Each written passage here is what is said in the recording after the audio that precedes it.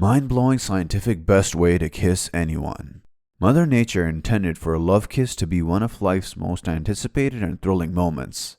The lips are densely populated with sensory neurons, and when we kiss, these neurons, along with those in the tongue and mouth, rocket messages to the brain and body, setting off delightful sensations, intense emotions, and delicious physical reactions, according to an article in Scientific American. Kissing is such a crucial part of courting in certain cultures that it has the power to break or make relationships. According to a poll by evolutionary psychologist Gordon G. Gallup and his colleagues, 59% of 58 men and 66% of 122 women said there had been instances where they had been attracted to someone only to find that their desire faded after the first kiss. The couple's love connection terminated immediately after their unsuccessful first kiss, which was a kiss of death for them. In this episode of the infographics show, How to Kiss, we look at 5 things that might help you improve your lip love if you're having trouble finding love. Number 5. The presentation matters.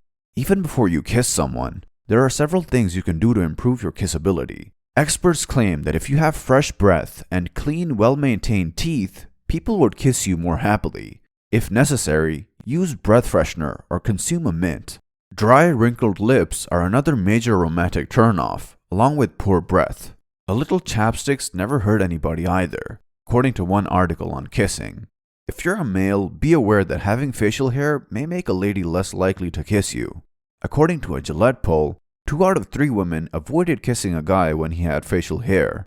According to a Self magazine article, this is due to the fact that touching a man's beard or mustache when he is kissing a lady might create rashes.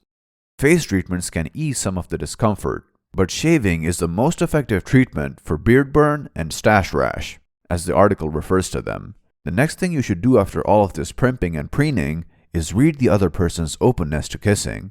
Number 4. Willingness to kiss? A well-received kiss is one that is wanted, which nearly goes without saying. How do you know whether someone is willing to kiss you? Numerous articles have been written regarding the different nonverbal kiss me signals used by both men and women. According to one site, some of these indicators include extended eye contact, flirtation, and glances at your lips. One step further, a Huffington Post article lists strategies women may take to entice a guy to kiss them. The come hither grin, with the warning, do not start batting your eyes like windscreen wipers, and the I'm so cold ploy are a few examples. This should get the other person to either throw their arms around you or offer you their jacket, if they are wearing one. Should you get someone's permission before kissing them if you're not particularly skilled at reading nonverbal cues? According to one article, seeking consent shows respect and makes the other person feel at ease. In light of the heightened awareness of sexual harassment and assault in recent years, requesting permission would seem like a good idea. But there seems to be more proof that this is seen as a huge turnoff and awkward, according to one dating advisor. This viewpoint is supported by an informal online poll that social scientist Dr. Duana Welch performed on her Love Science relationship blog. The majority of respondents preferred not to be asked even for that first kiss, it is revealed. Here's a breakdown of the May I Kiss You? Would you want me to ask first?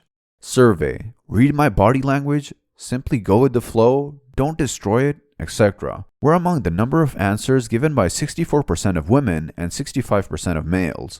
Another 20% of men and 80% of women replied, it depends or maybe.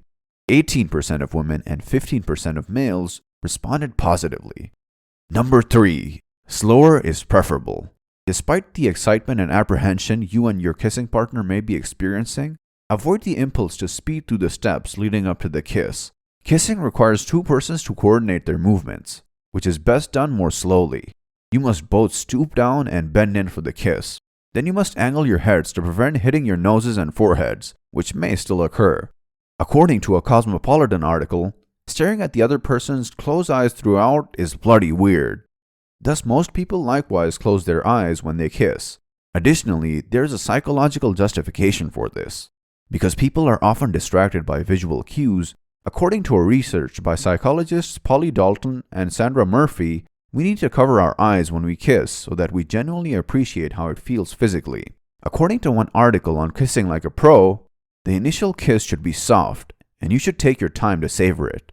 It won't be the last one if all goes well. Andrea Demerjian, A kissing specialist says that kissing should be cherished and savored, and those early moments should be more of a foreshadowing of what's to come.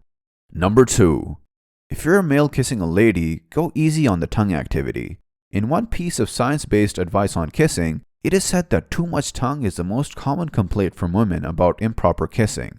The issue of visible size disparities, women frequently having smaller mouths than males, is compounded by tongue movements that are seen as more gross than seductive. According to a Cosmopolitan article, it is advisable to refrain from using the tongue like a hockey stick, stiff and hard, or a dog, sloppy and moist.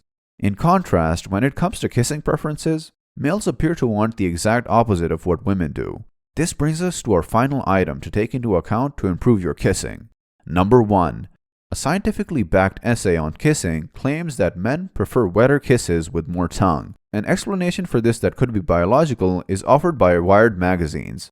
According to biological anthropologist Helen Fisher, there is evidence that saliva contains testosterone, and she hypothesizes that males may be unconsciously seeking to transmit testosterone to activate the sex urge in women through wetter kisses. Perhaps some women will be more receptive to those wet kisses as a result of this. In conclusion, a lot of the communication between two individuals who are considering kissing is natural and unsaid. Don't hurry the kiss, even if you might be anxious or eager about it. If your first kiss is successful, becoming in sync with that person may also improve your ability to love that person. Do you have any suggestions on how to kiss better? Comment below and let us know. Check out our other film, What Would Happen If You Never Left the Shower, as well. As usual, please remember to like, share, and subscribe. Thanks for watching. See you again soon.